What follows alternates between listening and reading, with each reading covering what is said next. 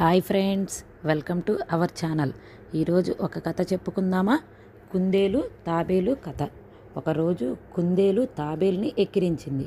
నువ్వు ఇంత నిదానంగా నడుస్తావు, అసలు ఎప్పుడైనా ఎక్కడికైనా వెళ్ళగలవా అని వెటకారం చేసింది. నాతో పరుగు పందెం వేసుకుంటే నేను నిన్ను సులువుగా ఓడించేస్తాను అని గొప్పలు చెప్పుకుంది.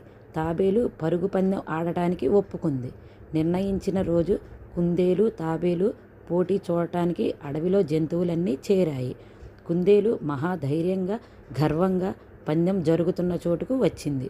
మన తాబేలు అనుకువగా వినయంతో పందెం గీత మీద తన స్థానం గ్రహించింది. కోతిని పథకకర్తగా ఎంచుకున్నారు. కోతి 1 2 3 అనగానే కుందేలు తుర్రుమని పరిగెత్తడం మొదలుపెట్టింది. కుందేలు నిదానంగా తన స్టైల్లో రేగుకుంటూ సాగింది. కొంచెం దూరం పరిగెట్టాక కుందేలు వెనక్కి తిరిగి చూస్తే తాబేలు ఎక్కడా కనిపించలేదు. అసలు తాబేలు నెగ్గే ప్రసక్తే లేదు. ఎందుకు కష్టపడటం, నిద్రపోయి లేచి సులువుగా ముగింపు గీత దాటేయవచ్చు అనుకుంది. ఒక చెట్టు కింద నీడలో హాయిగా కళ్ళు మూసుకొని నిద్రపోయింది. కొంతసేపటికి తాబేలు తన పద్ధతిలో అదే చెట్టుని దాటింది. నిద్రపోతున్న కుందేలుని చూసింది.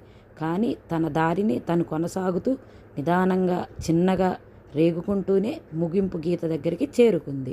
తాబేలు ముగింపు గీత దగ్గర ఉండగా కుందేలుకి మెలకువ వచ్చింది.